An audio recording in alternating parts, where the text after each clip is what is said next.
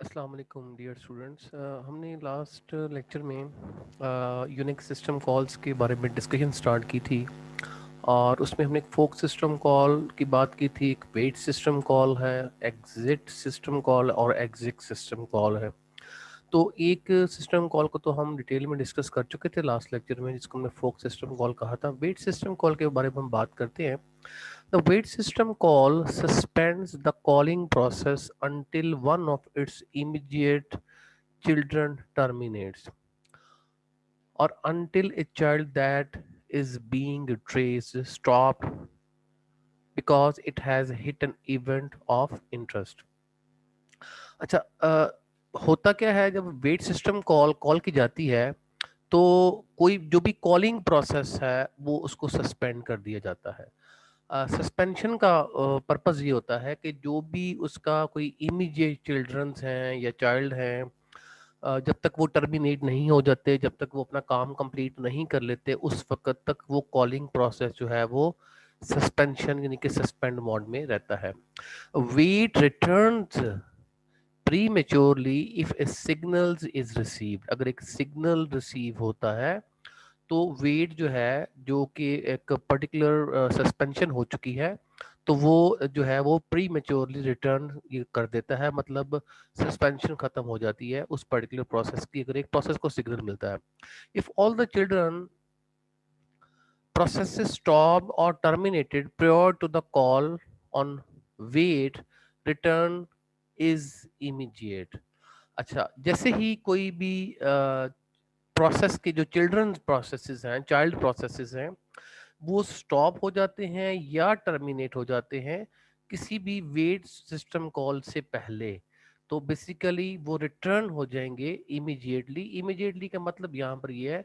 अच्छा, इसकी मैं एक छोटी सी एग्जांपल यहाँ पर दिखाऊंगा आपको कि जब हम बात करते हैं कि एक प्रोसेस है, इधर थोड़ी सी हम इसको ड्रॉ कर लेते हैं। मिसाल के तौर पर हमारे पास एक प्रोसेस है, P1 है, ठीक है, और एक प्रोसेस है हमारे पास P2 प्रोसेस है, और P2 प्रोसेस जो है ये इसका एक चाइल्ड प्रोसेस है।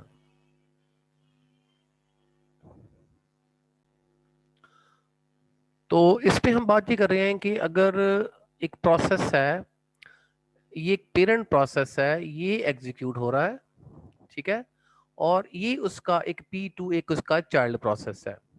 अच्छा, अब अगर ये system call wait system call generate करता है, तो अगर वेट सिस्टम कॉल से पहले ही ये प्रोसेस P2 जो कि चाइल्ड है P1 का टर्मिनेट हो जाता है, तो वेट सिस्टम कॉल सस्पेंड नहीं करेगी P1 को, तो रिटर्न जो इमीडिएटली क्या होगा, P1 रिज्यूम हो जाएगा। रिज्यूम का मतलब है कि वो दोबारा रिटर्न चला जाएगा और कहेगा देयर इज नो चाइल्ड, कि कोई चाइल्ड इस वक्त अवेलेबल नहीं है जो कि एग्जीक्यूशन कंप्लीट करना चाह रहा है। सो रिटर्न जो है वो P1 को होगा। इट मींस के P1 सस्पेंशन मोड में नहीं जाएगा। अच्छा, तो इसको फर्दर हम जरा डिटेल इसकी देखते हैं। The wait system call suspends the calling process until one of its immediate children terminates, or until a child that is being traced stops because it has hit an event of interest. जैसे हमने कहा कि wait returns prematurely if a signal is received, if all the children process stops or terminated prior to the calling on wait return immediately, कि अगर call से पहले, wait से पहले सारे चिल्ड्रन स्टॉप हो जाते हैं या टर्मिनेट हो जाते हैं, तो ये कॉल जो है ये रिटर्न इमीडिएटली कर देगी। If the call is successful, the process ID of the terminating child is returned। कि जैसे ही कॉल सक्सेसफुल हो जाती है, जो भी आईडी होगा किसी भी टर्मिनेटिंग प्रोसेस का, वो रिटर्न हो जाएगा। मसलन के ये है कि वेट सिस्टम कॉल हुई तो जो कॉलिंग प्रोसेस है वो सस्पेंड हो गया और चाइल्ड ने अपना काम स्टार्ट कर दिया, लेकिन जैसे ही चाइल्ड टर्मिनेट होगा तो आईडी जो है वो फौरी तौर पर मिल जाएगा कि भाई ये वाला जो चाइल्ड है ये टर्मिनेट हो चुका है। If parent terminates all it's children has assigned their new parent the init process. अच्छा, अब यहाँ पर एक बड़ी इंटरेस्टिंग बात यह है कि फॉर एग्जाम्पल होना तो वैसे ये चाहिए कि जब तक चिल्ड्रन अपनी टर्मिनेशन कंप्लीट नहीं करते उस वक्त तक पेरेंट जो है वो टर्मिनेट नहीं होता। लेकिन अगर अनफॉर्चुनेटली अगर हम यहाँ पर अस्यूम करें कि इसको थोड़ा सा ड्रॉ करते हैं, हम अगर ये कहते हैं कि मिसाल के तौर पर ये कुछ चाइल्ड प्रोसेस थे, चाइल्ड 1 था, चाइल्ड 2 था, चाइल्ड 3 था, ये कुछ चिल्ड्रन प्रोसेस है। ये 1 है, पी इसको P1 कह सकते हैं हम। ये हमारे पास P2 प्रोसेस होगा, ठीक है। ये हमारे पास P3 प्रोसेस होगा और ये हमारे पास P4 प्रोसेस होगा। अच्छा, इनका जो है वो जो है वो सेम जो है उनका पेरेंट है, ठीक है। ये सेम पेरेंट के चिल्ड्रन है, जिसको हम P0 कह सकते हैं। अच्छा, इसको सर्कल बड़ा बनाने का मकसद ये नहीं कि वो इन साइज प्रोसेस P0 बड़ा है, ये जस्ट जो है वो स्पेस की वजह से मैंने इसको बना दिया। अच्छा, अब हम यहाँ पर बात ये कर रहे हैं कि जब तक चाइल्ड टर्मिनेट नहीं होते उस वक्त तक पेरेंट को टर्मिनेट नहीं किया जाता। लेकिन बिल फर्ज अगर before the termination of the children अगर प्रोसेस P0 पेरेंट टर्मिनेट हो जाता है, देन व्हाट विल हैपन, यही बात यहाँ पे की जा रही है। If parent terminates, all its children had assigned as their new parent the init process। तो इनको क्या किया जाएगा, इनको एक न्यू पेरेंट मिल जाएगा। और बेसिकली वो क्या होगा, जो ग्रैंड फादर आप कह सकते हैं, जो बेसिक यूजर प्रोसेस इनिट के बारे में आपको याद होगा, मैंने बताया था ये पहला यूजर लेवल प्रोसेस होता है। आप ये समझ लें कि ये अगर इनिट प्रोसेस है, इनिट के अंडर मल्टीपल प्रोसेस है, उनके अंडर मल्टीपल प्रोसेस है, उनके अंडर फर्दर चाइल्ड प्रोसेस है। तो इनिट जो है ये ग्रैंड पा कह सकते हैं आप इसको, कि ये दादाजी हैं और ये सारे यूजर लेवल प्रोसेस के दादाजी हैं। जितने भी यूजर लेवल प्रोसेस हैं वो सारे इससे ओरिजिनेट हुए, इनिट से जनरेट हुए। तो क्या होगा, जैसे ही इमीडिएट पेरेंट टर्मिनेट हो जाएगा तो इनको जो पेरेंट जो ऑपरेटिंग सिस्टम एलोकेट करेगा वो इनिट जो है एलोकेट हो जाएगा। Thus, the children still have a parent to collect their status and execution statics। तो इसमें बेसिकली ये क्यों किया जा रहा है, क्योंकि अभी चिल्ड्रन ने अपनी कंप्लीशन नहीं की है और उसको कोई और फर्दर टास्क जो है वो एग्जीक्यूट करने हैं। सो ज़ॉम्बी, इसको हम ज़ॉम्बी प्रोसेस कह सकते हैं। ज़ॉम्बी प्रोसेस कैसे प्रोसेस होते हैं, a process that has terminated but whose exit status has not yet been received by its parent process or by init। तो इसमें है क्या, अब ऐसे प्रोसेस जो कि टर्मिनेट हो चुके हैं लेकिन उनका एग्जिट स्टेटस रिसीव नहीं हुआ, मतलब अभी पता नहीं चला पेरेंट को या इनिट को कि वो मौजूद हैं या मौजूद नहीं है। तो क्योंकि देखें होता ये है कि जब भी कोई भी चाइल्ड प्रोसेस टर्मिनेट होता है तो वो रिटर्न करता है वैल्यू किसको, अपने इमीडिएट पेरेंट को। तो यहाँ पर ये ज़ॉम्बी प्रोसेस के बारे में हम बात कर रहे हैं कि एक प्रोसेस जो है वो टर्मिनेट हो गया है लेकिन एग्जिट स्टेटस जो है वो रिसीव नहीं हुआ, यानी कि उसके पेरेंट्स को भी पता नहीं है कि ये अवेलेबल है या मौजूद है या ये मौजूद नहीं है।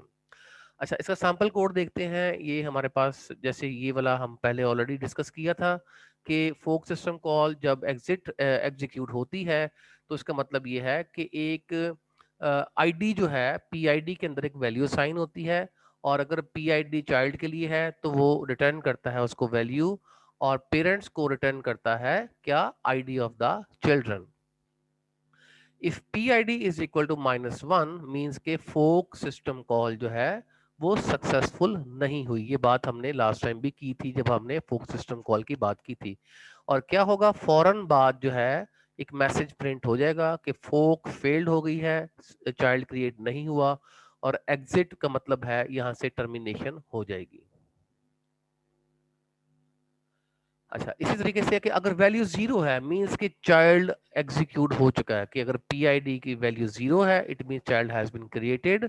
और अगर, अच्छा अब ये देखें, दो दो पॉसिबिलिटीज हैं कि या पीआईडी की वैल्यू 0 होगी या पीआईडी की वैल्यू क्या होगी, the ID of the child. अब अगर ये पेरेंट प्रोसेस है तो पेरेंट प्रोसेस की पीआईडी की वैल्यू क्या होगी, ID of the child. Otherwise जो अगर चाइल्ड प्रोसेस है उसकी पीआईडी की वैल्यू क्या होगी, वो रिटर्न होगी वैल्यू 0। तो अगर पीआईडी को रिप्रेजेंट कर रहा है, अगर यहाँ पर चाइल्ड प्रोसेस एग्जीक्यूट हो रहा है, इसका मतलब है उसके पीआईडी की वैल्यू 0 है, तो ये कोड जो है वो चाइल्ड के लिए एग्जीक्यूट होगा, और पेरेंट के लिए ये वाला कोड जो है वो एग्जीक्यूट नहीं होगा, बिकॉज उसकी कंडीशन फॉल्स हो जाएगी। बिकॉज पेरेंट का जो पीआईडी है उसके अंदर आईडी ऑफ द चाइल्ड है, और वो डेफिनेटली वो 0 नहीं है, वो अदर देन 0 है। तो क्या होगा, यहाँ पर हम पेरेंट को बेसिकली एग्जीक्यूट कर रहे हैं, यानी कि पेरेंट कोड जो है वो एग्जीक्यूट हो रहा होता है यहाँ पर। अच्छा, यहाँ पर सिमेंटिक ऑफ द फोक ये हम देख सकते हैं कि फोक सिस्टम कॉल में क्या हो रहा है कि एक और प्रोसेस जो है वो एग्जीक्यूट हो रहा है। अच्छा, अब हम जरा एग्जिट सिस्टम कॉल की बात कर लेते हैं। Typically the exit system call is used after fork system call by one system call by one of the two processes to replace the process memory space with the new executable program। तो basically जैसे ही exit system call execute होती है, एक नया process जो है वो किसी भी मौजूदा प्रोसेस की जगह पर एग्जैक्टली इमेज जो है अपना बना लेता है, यानी कि किसी भी मौजूदा प्रोसेस को वो क्या करता है, वो ओवरराइट कर देता है। There can be no return from the successful exit, कि अगर मिसाल के तौर पर एग्जिट सिस्टम कॉल एग्जीक्यूट हुई है, तो मेमोरी इमेज पर जो ऑलरेडी मेमोरी थी वहां पर जो प्रोसेस पड़ा हुआ था, वहां पर इमेज आ गया है न्यू प्रोसेस का, यानी कि फॉर एग्जांपल ये वो एरिया जहां पर पहले एक प्रोसेस पड़ा हुआ है और वहां पर ओवरराइट हो गया न्यू प्रोसेस, उसका एक इमेज जो है ओवरराइट हो गया है। तो इसका रिटर्न कोई नहीं है, इसका हम ये नहीं कहेंगे कि हम वापस जो है एग्जिट सिस्टम कॉल का रिटर्न स्टेटस कोई होगा, बिकॉज जो ऑलरेडी प्रोसेस जो है जिसका इमेज पड़ा हुआ था वो क्या हो चुका है, वो ओवरराइट हो चुका है। So there can be no return from the successful exits because the calling process image is overlaid। कि इसने देखें कॉल किया, जैसे इसने कॉल किया कि जो कॉलिंग प्रोसेस है उसकी जगह पर क्या आ गया, एक नया प्रोसेस आ गया। इसका मतलब है जो कॉलिंग प्रोसेस है वो ओवरराइट हो चुका है।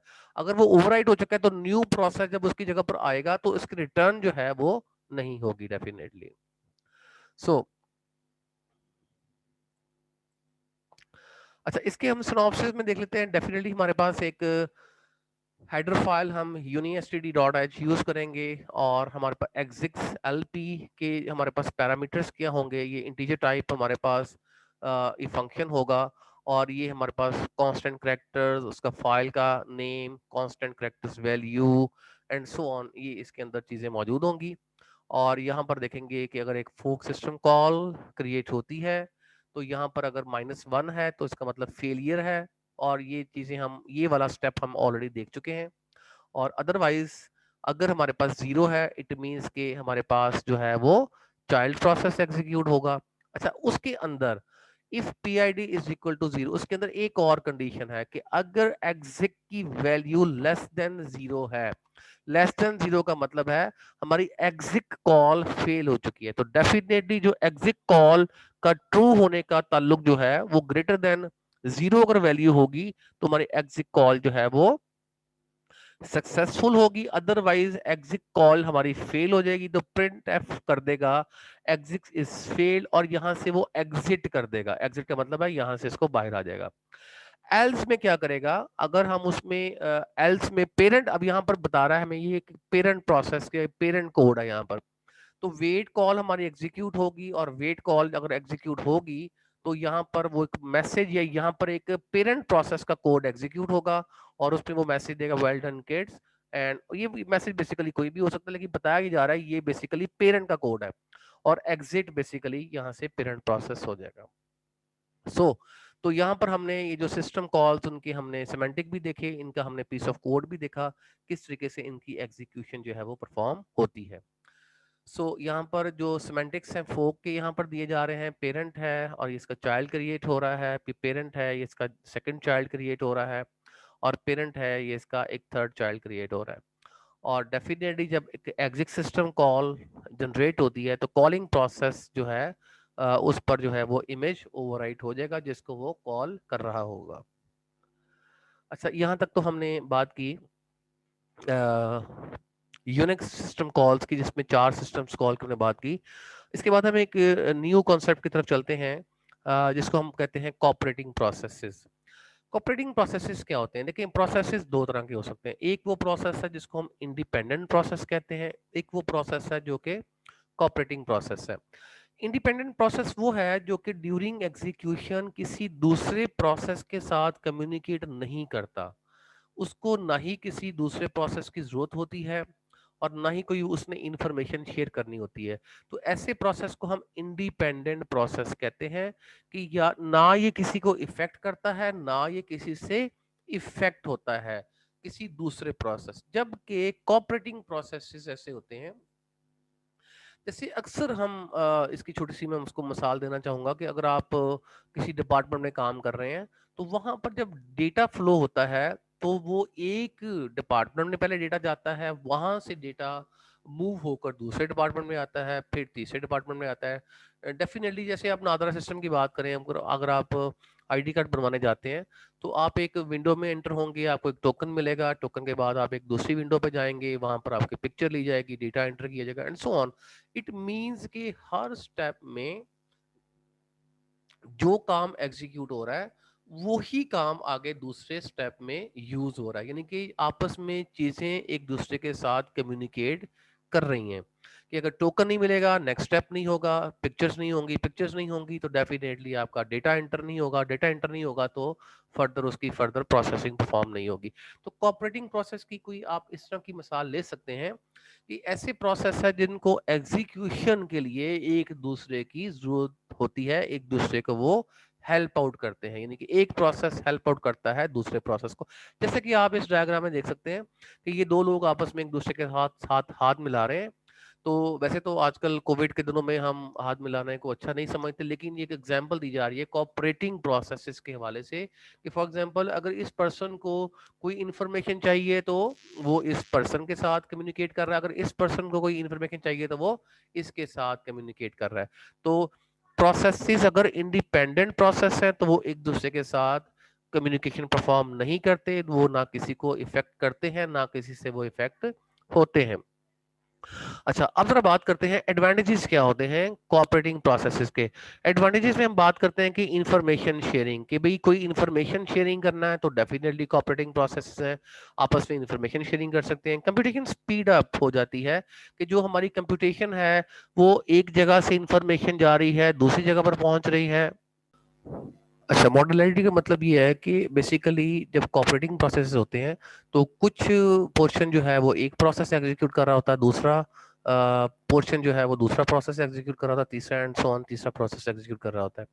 कन्वीनियंस का मतलब के बजाय कि एक ही पीस ऑफ कोड एग्जीक्यूट किया जाए, हमारे पास multiple piece of code multiple processes में होते हैं जिनको एग्जीक्यूट किया जाता है।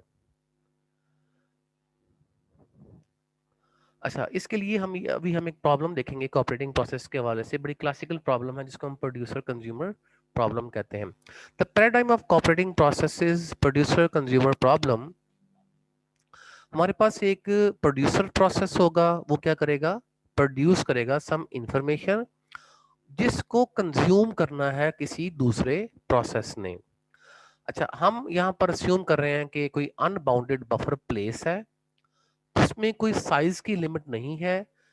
जो प्रोसेस जो है अगर वो अनबाउंडेड है, देखो इसके हम इसमें दो तरह के सिनेरियोज ले सकते हैं कि बफर या तो अनबाउंडेड है, बफर या तो बाउंडेड है। बाउंडेड का मतलब है कि बफर का साइज फिक्स है कि उसमें 10 आइटम या 15 आइटम या 20 आइटम उसमें स्टोर हो सकती हैं। अनबाउंडेड का मतलब है कि लिमिट कोई नहीं है, साइज की कोई प्रैक्टिकल लिमिट नहीं है और जितना चाहे प्रोसेस जो है वो वहां पर स्टोर कर दे प्रोड्यूस करके, और जो कंज्यूमर प्रोसेस है वो वहां से कंज्यूम कर दे। जबकि हम बाउंडेड बफर की बात करते हैं तो उसमें डेफिनेटली एक लिमिट होती है।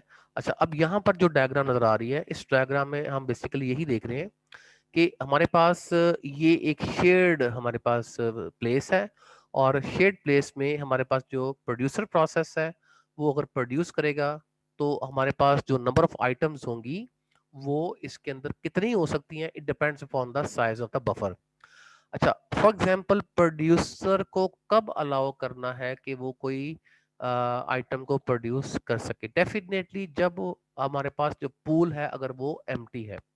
अगर पूल एम्प्टी है, उसमें स्पेस है प्रोड्यूस करने की, देन प्रोड्यूसर प्रोसेस प्रोड्यूस करेगा। और प्रोड्यूस करते करते अगर वो पूल फिल हो जाएगा तो we need a mechanism so कि प्रोड्यूसर प्रोसेस कुछ नया प्रोड्यूस ना कर सके।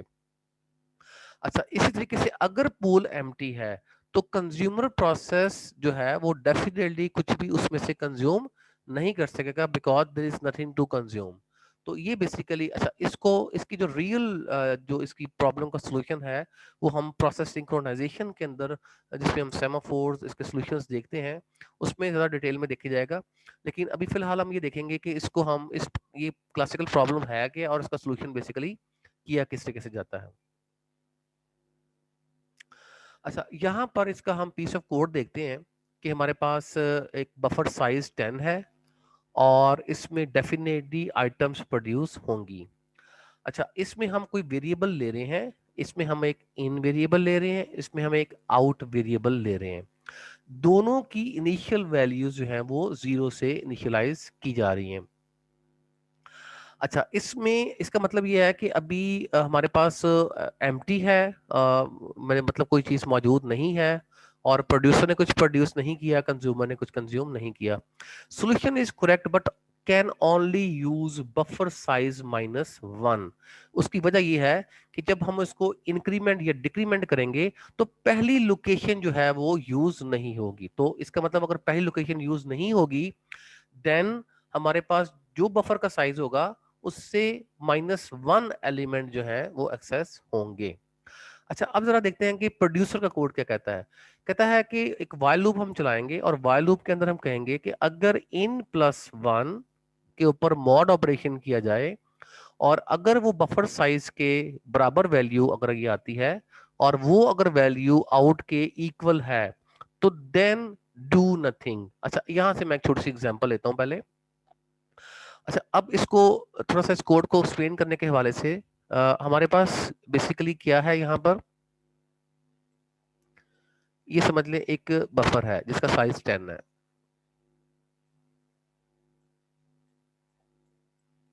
And so on. ठीक है।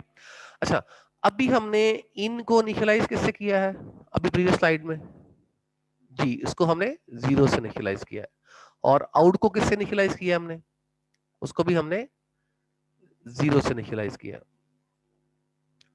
अच्छा, जब इन और आउट दोनों की वैल्यू 0 है तो अब हम कह रहे हैं कि इन+1।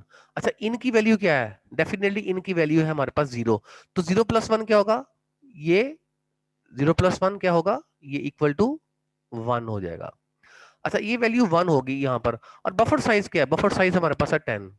तो जब हम 1 mod 10 करेंगे तो हमारे पास जो वैल्यू आएगी वो 1 आएगी, मॉड ऑपरेशन जब परफॉर्म होगा। और आउट हमारे पास क्या है, आउट की वैल्यू हमने 0 ली हुई है तो 1 डबल इक्वल टू 0, ये कंडीशन हमारे पास क्या है, दैट इज फॉल्स। जब ये फॉल्स है तो वेट नहीं होगा, इसका मतलब ये है कि यहां पर स्पेस अवेलेबल है और प्रोड्यूसर प्रोसेस कुछ प्रोड्यूस कर सकता है और यहां पर बफर में प्लेस कर सकता है। अच्छा, जब ये कंडीशन फॉल्स हो गई तो हम यहां से निकले, ये कंडीशन ट्रू कब होती। अच्छा, अब जरा हम एक दूसरा सिनेरियो देख लेते हैं, ये कंडीशन कब ट्रू होती।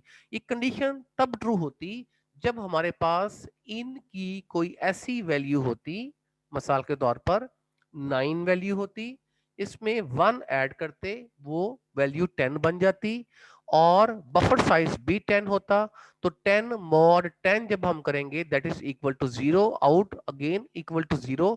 तो 0 equal to 0 it means there is nothing to produce, कि यहाँ पर कोई भी स्पेस अवेलेबल नहीं है, कि इन मूव करता करता करता करता जो है वो 9 तक पहुंच चुका है। अब यहाँ पर कोई स्पेस अवेलेबल नहीं है जहां पर प्रोड्यूसर प्रोसेस कुछ प्रोड्यूस कर सकता है। सो ये तो वो सिनेरियो है जब ये कंडीशन होगी ट्रू और यहाँ पर ये डू नथिंग, यानी कि ये एम्प्टी सेमीकोलन का मतलब है परफॉर्मिंग नथिंग, कि यहाँ पर कुछ भी परफॉर्म नहीं होगा।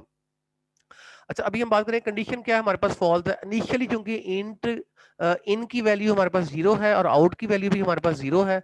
तो ये दोनों वैल्यू 0 है और 0+1 1 mod 10 equal to 1 double equal to 0, condition is false. जब कंडीशन फॉल्स है तो बफर इन में, अच्छा बफर क्या है, बफर हमारे पास एरे का नाम है, इन का मतलब है उसकी पोजीशन, यानी बफर के 0 इंडेक्स पे एक आइटम प्रोड्यूस हो जाएगी।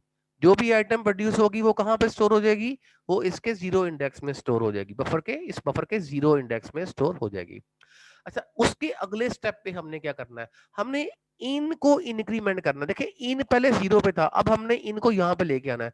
तो ये स्टेटमेंट क्या कर रही है, ये इनको इंक्रीमेंट कर रही है। अच्छा, ये कैसे इंक्रीमेंट कर रही है, जरा गौर कीजिएगा। 0 + 1 1, mod operation 10, 1 mod 10 equal to 1, और ये 1 वैल्यू इन में चलेगी, यानी कि अब इन जो है वो इस लोकेशन को रिप्रेजेंट कर रहा होगा। अच्छा, हम दोबारा इस आउटर लूप की जानब जाएंगे। जब इस लूप को दोबारा हम एग्जीक्यूट करेंगे तो अब यहाँ पर हमारे पास इन की वैल्यू जो पहले 0 थी अब 1 हो चुकी है। तो 1 + 1 2, 2 mod 10 equal to 2, and 2 is double equal to 0, condition is false. जब कंडीशन फॉल्स है तो क्या होगा, अगेन बफर इन, यानी कि अब इन की वैल्यू 2 है। अब बफर की सेकंड लोकेशन पे क्या स्टोर होगा, नेक्स्ट प्रोड्यूस आइटम किया जाएगा, जो इस जगह पर स्टोर कर दिया जाएगा। पहले आइटम यहां प्रोड्यूस हुआ, फिर आइटम यहां प्रोड्यूस हुआ। अच्छा, अब जरा देखें ये सारी जो कार्रवाई हो रही है, इसमें क्या हो रहा है, हर स्टेप में हम एक कंडीशन चेक करके एक नेक्स्ट आइटम प्रोड्यूस करते जा रहे हैं। अच्छा, अब ये कहां तक आइटम प्रोड्यूस होगा, जैसे मैंने कहा कि वैल्यू इनकी 1 हुई, फिर 2 हुई, फिर 3 हुई, फिर 4 हुई, फिर 5। जैसे ही ये 9 तक पहुंचेगा, जरा गौर कीजिएगा, जैसे ही ये 9 तक पहुंचेगा तो इनकी वैल्यू 9 हुई, उसमें +1 किया तो ये 10 हो गया, और बफर साइज 10 है, 10 मॉड 10 इक्वल टू 0, और आउट भी अभी 0 है। देखिए अभी हम अज्यूम ये कर रहे हैं कि अभी कोई भी आइटम कंज्यूम नहीं हुआ। अगर आइटम कंज्यूम नहीं हुआ तो आउट की वैल्यू क्या रहेगी, वो 0 रहेगी। अभी हमारी जो अजम्पशन है वो ये है कि अभी कोई भी आइटम कंज्यूम नहीं किया गया बाय द कंज्यूमर प्रोसेस। सो इसलिए आउट की वैल्यू हमारे पास 0 है। तो यहां पर देखिए, अगर ये बफर फुल हो जाती है, उसमें सारे आइटम स्टोर हो जाते हैं, तो 9 + 1 10, mod 10 double equal to 0, condition is true. जब कंडीशन ट्रू है तो इसका मतलब है यहाँ पर नल स्टेटमेंट एग्जीक्यूट होना शुरू हो जाएगी, मींस डूइंग नथिंग, कि यहाँ पर कुछ भी परफॉर्म नहीं होगा। तो ये जो प्रोड्यूसर प्रोसेस है, ये इस वाइल लूप से कब निकलेगा। क्वेश्चन ये है कि ये कंडीशन जो है, जो अगेन एंड अगेन ट्रू होती जा रही है, ये कंडीशन फॉल्स कब होगी। ये कंडीशन फॉल्स तब होगी जब आउट की वैल्यू चेंज होगी हमारे पास। अब आउट की वैल्यू कैसे चेंज होगी, आउट की वैल्यू चेंज करने के लिए अब हम नेक्स्ट कोड देख रहे हैं।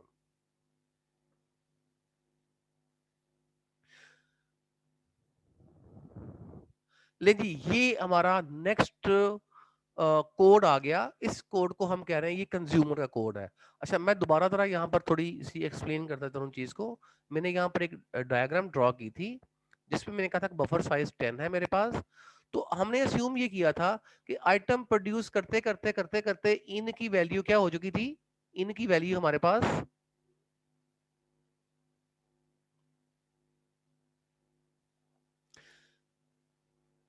इन की वैल्यू हमारे पास 9 तक पहुंची थी। ठीक है। अच्छा, उसमें हमने प्रोड्यूसर के कोड में हमने कहा था जैसे ही वैल्यू 9 तक पहुंचेगी तो 9 + 1 मॉड 10 वहां पर 0, और आउट की वैल्यू 0, और स्पिनिंग इन वाइल लूप हो गया स्टार्ट। अच्छा, अब यहाँ पर पहली जो सिचुएशन है, यहाँ पर जो आउटर वाइल है और इनर वाइल है, इसमें कंडीशन ये चेक हो रही है कि in is double equal to out, कि अगर इन की वैल्यू आउट के बराबर है तो कोई भी आइटम कंज्यूम नहीं होगी। अच्छा, ये कंडीशन ट्रू कब होगी, यहां पर अब जरा एक चीज ध्यान में रखिएगा। बिल्कुल स्टार्ट में हमने इन की वैल्यू क्या ली थी, बिल्कुल स्टार्ट में हमने इन की वैल्यू ली थी 0। बिल्कुल स्टार्ट में हमने आउट की वैल्यू क्या ली थी, हमने वैल्यू ली थी 0। इट मींस के बफर खाली है, इसमें कोई भी आइटम प्रोड्यूस नहीं हुई। अच्छा, क्या अगर कोई आइटम प्रोड्यूस नहीं हुई तो कोई कंज्यूमर प्रोसेस कोई आइटम कंज्यूम कर सकता था, आंसर इज नो। तो अगर इन की वैल्यू 0 है, आउट की वैल्यू 0 है, it means there is nothing to consume. तो in this double equal to 0 do nothing, because there is no item to consume by the consumer process. So अगर in double equal to out है, और ये देखें ये चीज जरूरी नहीं है कि ये यहां पर ही 0 0 हो। अगर फॉर एग्जांपल कि इनकी वैल्यू कहीं 5 पे पहुंच चुकी है और कंज्यूमर प्रोसेस भी कंज्यूम करते करते 5 पे पहुंच गया, देखिए यहाँ पर एक और सिनेरियो ये है कि इनने कुछ प्रोड्यूस किया और इंक्रीमेंट हुआ, इनकी वैल्यू 1 हो गई, इनकी वैल्यू 2 हो गई, इनकी वैल्यू 3 हो गई, इनकी वैल्यू 4 हो गई। अच्छा, जब ये इनकी वैल्यू 4 तक हम पहुंचे, इसी दौरान कंज्यूमर भी कंज्यूम करता जा रहा है। कंज्यूमर की वैल्यू 0 से 1 हो गई, 1 से 2 हो गई, 3 हो गई, 4 हो गई। अब दोनों इन और आउट यहां पर है। अब अगर कंज्यूमर आगे जाना चाह रहा है, मींस के कोई आइटम कंज्यूम करना चाह रहा है, लेकिन अब जरा गौर कीजिएगा इस सिचुएशन पे, अभी इन ने यानी कि प्रोड्यूसर प्रोसेस ने कोई आइटम प्रोड्यूस नहीं की, यानी कि बफर एम्प्टी है, लेकिन इन भी यहां पर है, आउट भी यहां पर है। तो इट मीन बफर एम्प्टी है। अगर बफर एम्प्टी है तो अगेन इन की वैल्यू आउट के बराबर हो जाएगी। तो अगर आउट कुछ कंज्यूम यानी कि कंज्यूमर प्रोसेस कुछ कंज्यूम करना चाह रहा है तो वो कुछ कंज्यूम नहीं कर पाएगा, अगेन स्पिनिंग इन ए व्हाइल लूप होगा। अच्छा, प्रीवियस सिनेरियो में जब इनकी वैल्यू 9 थी और वो प्रोड्यूसर प्रोसेस जो है वो वेट कर रहा था कि कोई आइटम जो है वो कंज्यूम हो और वो दोबारा कोई आइटम जो है वो प्रोड्यूस कर सके। देखिए, अब जो प्रीवियस कोड है उसमें जो स्पिनिंग इन ए व्हाइल लूप है, जो प्रोड्यूसर प्रोसेस जो वेट कर रहा है, उसका वेट खत्म कब होगा? तो देखें यहां पर अगर इन की वैल्यू आउट के बराबर नहीं, अगर हम ये कह रहे हैं कि इन 9 तक पहुंच चुका है और आउट अभी 0 पे है, इसका मतलब है कंडीशन क्या है, ये वाली फॉल्स है। जब कंडीशन फॉल्स है तो हम यहां पर पहुंचे, तो क्या करेंगे, हम बफर आउट से कोई नेक्स्ट आइटम कंज्यूम करेंगे। बफर आउट, आउट क्या है बेसिकली, आउट की वैल्यू अगर 0 है तो यहां से कोई आइटम कंज्यूम होगी। ठीक है, जैसे ही वो आइटम कंज्यूम हो जाएगी तो आउट भी अपडेट हो जाएगा। तो आउट अपडेट कैसे होगा, 0+1 मॉड 10, यानी कि ये वैल्यू यहां से जो जनरेट होगी वो 1 होगी, वो एलोकेट हो जाएगी आउट को, यानी कि आउट जो पहले 0 पे था वो 1 पे आ गया। देखिए, जैसे ही आउट की वैल्यू 0 से 1 होगी, जो प्रोड्यूसर प्रोसेस में वेट हो रहा था वो खत्म हो जाएगा। यानी कि वो वेट किस लिए हो रहा था, वो वेट इसलिए हो रहा था कि इनकी वैल्यू 9 थी, उसमें हम 1 प्लस कर रहे थे और उसके ऊपर हम मॉड ऑपरेशन परफॉर्म कर रहे थे, और वो किसके लिए, बफर साइज के वाले से। और हम कह रहे हैं कि बफर साइज की अगर वो वैल्यू किसके बराबर है, अगर वो वैल्यू आउट के बराबर है, ये हमारा कोड था प्रीवियस में कि अगर वो किसके बराबर, आउट के बराबर है, तो ये आउट के बराबर कब आ रहा था कि 10 mod 10 double equal to out. तो 10 mod 10 0 double equal to 0, because out की वैल्यू यहां पर 0 थी, तो वो स्पिनिंग चल रही थी व्हाइल लूप में। यहां पर जैसे ही इस स्टेटमेंट से आउट इंक्रीमेंट होगा, आउट की वैल्यू 1 हो जाएगी, तो ये 1 होने की वजह से यहां पर जो कंडीशन है वो फॉल्स हो जाएगी, तो नेक्स्ट आइटम जो है वो प्रोड्यूसर प्रोसेस प्रोड्यूस कर सकेगा। होपफुली ये बात आपको समझ आ चुकी होगी, प्रोड्यूसर प्रोसेस और कंज्यूमर प्रोसेस किस तरीके से वर्कआउट कर रहे हैं।